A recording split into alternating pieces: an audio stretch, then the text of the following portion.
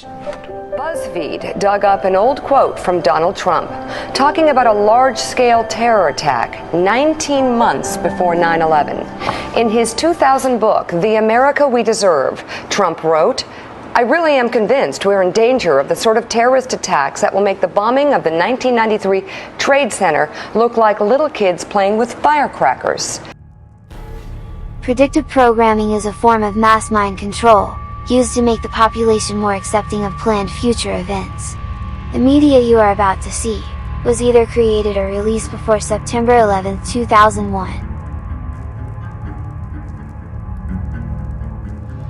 The Lone Gunman was an X-Files spin-off, released in the spring of 2001. In its pilot episode, which premiered just 6 months prior to the September 11th attacks, rogue members of the United States government remotely hijack an airliner departing Boston, planning to crash it into the World Trade Center. You said they intend to bring us down in the middle of New York City? We're going to crash the plane into the World Trade Center.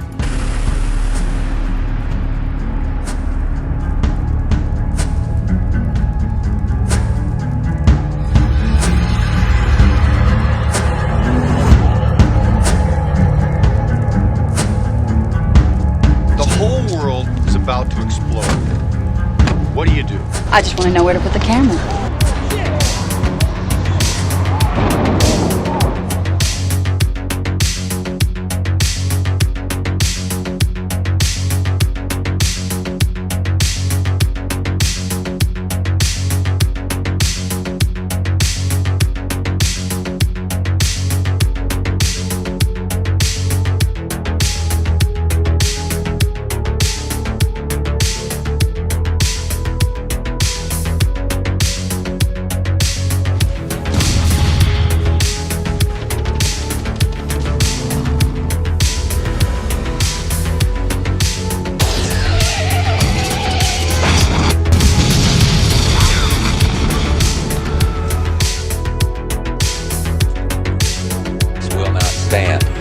This will not stand. Oh, I'd love to see New York.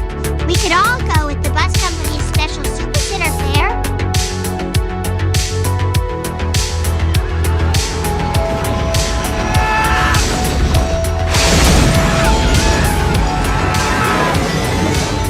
In the 1999 movie The Matrix, Neo is interrogated by his nemesis Agent Smith. In this scene there is a brief moment when you can see Neo's passport, and its expiry date, which is only viewable if you pause at the right moment. Chillingly, his passport expires on September 11, 2001. The movie Fightclub was released on November 11, 1999, which in and of itself is an interesting numerological date. 11111999. Okay. But does the movie have a 9/11 connection? You bet! You'll remember that the movie ends with the bombing of financial institutions. This is done by controlled demolition. These last two buildings look just like the Twin Towers to me. This is the teaser trailer for the original Spider-Man movie. It was released in front of the movie Jurassic Park 3, on July 18, 2001, only 2 months before September 11th. The imagery is clear. The World Trade Center will soon be targeted.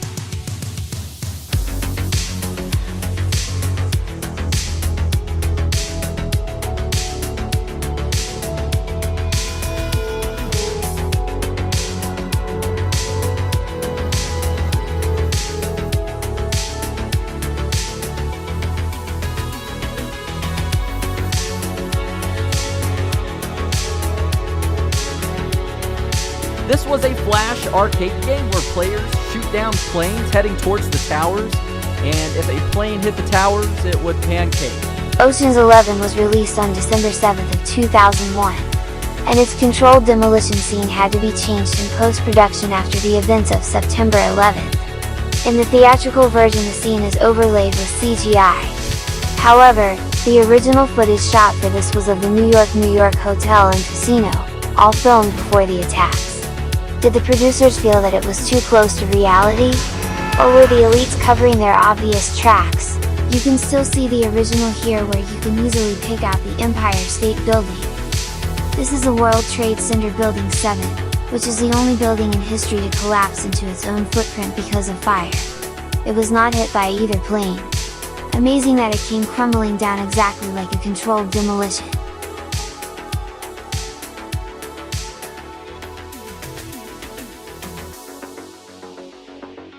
This will not stand. This will not stand.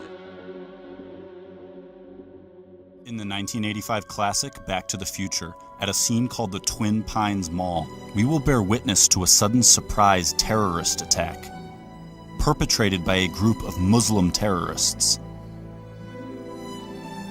The attack is at the Twin, which is a reference to the Twin Towers.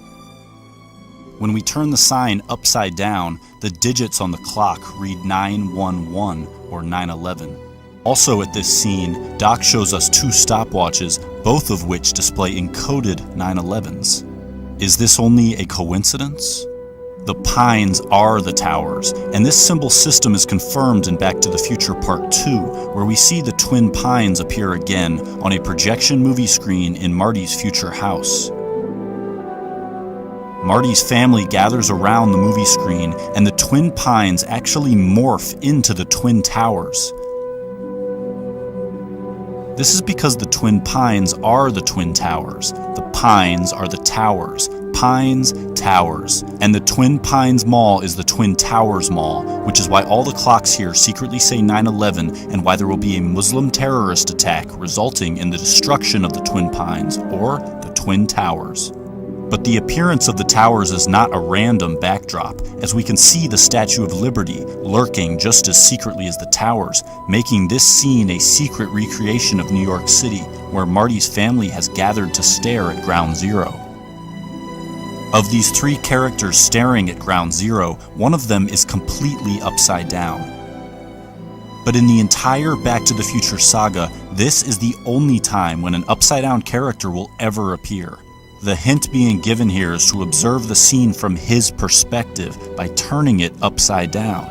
But when doing so, the Twin Towers are clearly shown to be falling down. In the entire history of cinema, this scene of Back to the Future is the most literal depiction ever made showing the Twin Towers falling down.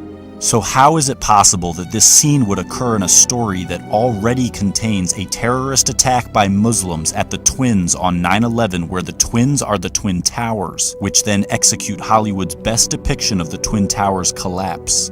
But Back to the Future doesn't just portray this attack, it develops into an elaborate warning about it. I can just go back early and warn him. I have to tell you about the future! Doc, about the future.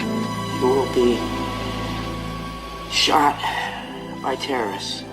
But Marty is carrying more essential information about the future. He knows the exact time and date that a tower will be struck. Save the clock tower! Save the clock tower!